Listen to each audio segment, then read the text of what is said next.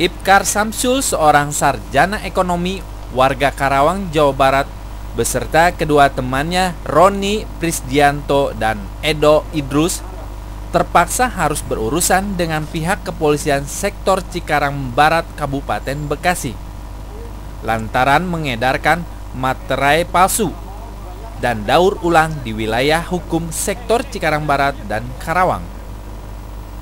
Ibkar dan kedua temannya merupakan komplotan sindikat pengedar materai palsu dan daur ulang.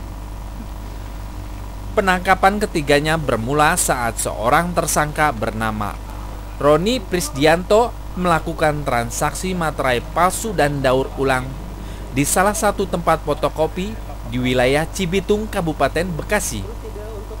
Pihak kepolisian yang mencurigai adanya transaksi tersebut melakukan penggeledahan. Dari tangan tersangka, polisi mendapatkan barang bukti ratusan materai palsu dan daur ulang.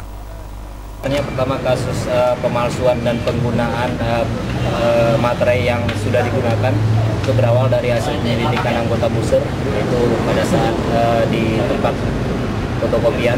Kemudian anggota Buser mencurigai ada transaksi atau penggunaan materai yang diduga palsu. Kemudian setelah digeledah didapat kurang lebih 830 di dalam tas pengedar itu materai yang sudah digunakan kemudian didaur ulang.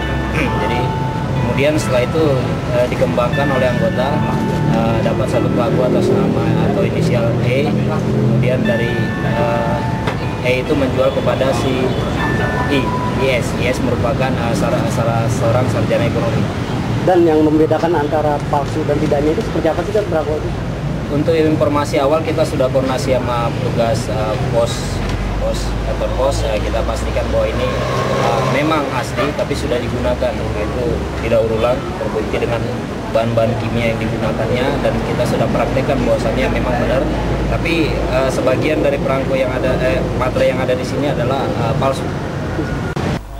Berdasarkan keterangan tersangka RF, polisi mendapatkan petunjuk bahwa barang palsu yang diedarkan tersangka didapat dari rekannya bernama Ibkar Samsul.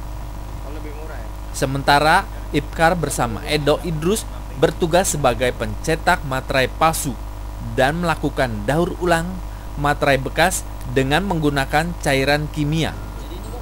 Polisi dapat memastikan barang yang dijual tiga tersangka palsu setelah mendapatkan hasil penelitian dari pihak kantor pos setempat. Atas perbuatannya, ketiga tersangka dijerat pasal 253 dengan ancaman hukuman 4 tahun penjara. Kasus pemalsuan dan daur ulang materai ini merupakan modus baru yang dilakukan ketiga tersangka.